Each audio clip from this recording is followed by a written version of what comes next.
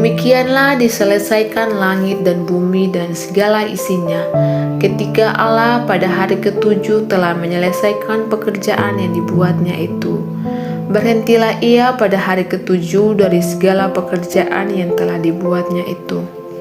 Lalu Allah memberkati hari ketujuh itu dan menguduskannya, karena pada hari itulah ia berhenti dari segala pekerjaan penciptaan yang telah dibuatnya itu. Demikianlah riwayat langit dan bumi pada waktu diciptakan.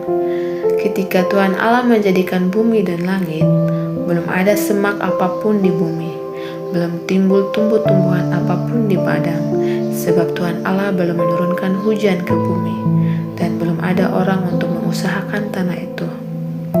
Tetapi ada kabut naik ke atas dari bumi dan membasahi seluruh permukaan bumi itu.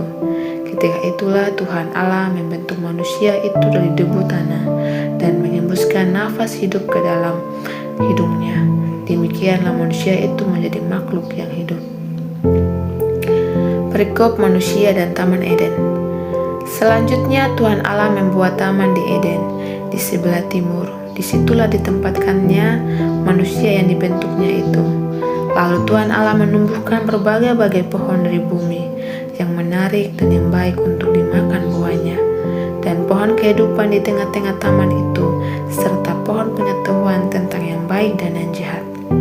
Ada suatu sungai mengalir dari Eden untuk membasahi taman itu, dan dari situ sungai itu terbagi menjadi 4 cabang. Yang pertama namanya Pison, yakni yang mengalir mengelilingi seluruh tanah Hawila, tempat emas ada, dan emas dari negeri itu baik. Di sana ada damar bedola dan batu krisopras. Nama sungai yang kedua ialah Gihon, yakni yang mengalir mengelilingi seluruh tanah Kus. Nama sungai yang ketiga ialah Tigris, yakni yang mengalir di sebelah timur Asyur. Dan sungai yang keempat ialah Efrat. Tuhan Allah mengambil manusia itu dan menempatkannya dalam Taman Eden untuk mengusahakan dan memelihara taman itu.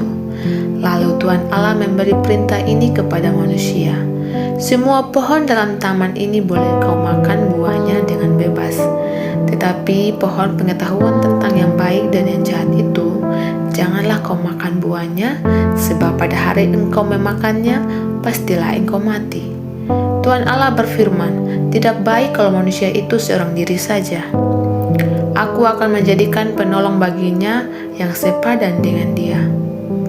Lalu Tuhan Allah membentuk dari tanah segala binatang hutan dan segala burung di udara.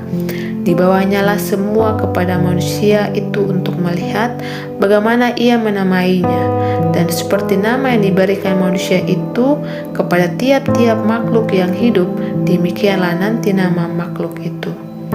Manusia itu memberi nama kepada segala ternak, kepada burung-burung di udara, dan kepada segala binatang hutan. Tetapi baginya sendiri ia tidak menjumpai penolong yang sepadan dengan dia. Lalu Tuhan Allah membuat manusia itu tidur nyenyak. Ketika ia tidur, Tuhan Allah mengambil salah satu rusuk daripadanya, lalu menutup tempat itu dengan daging. Dan dari rusuk yang diambil Tuhan Allah dari manusia itu, dibangunnyalah seorang perempuan, lalu dibawanya kepada manusia itu. Lalu berkatalah manusia itu, inilah dia, tulang dari tulangku dan daging dari dagingku. Ia akan dinamai perempuan, sebab ia diambil dari laki-laki. Sebab itu seorang laki-laki akan meninggalkan ayahnya dan ibunya dan bersatu dengan istrinya, sehingga keduanya menjadi satu daging. Mereka keduanya telanjang, manusia dan istrinya itu, tetapi mereka tidak merasa malu. Demikianlah firman Tuhan. Terima kasih.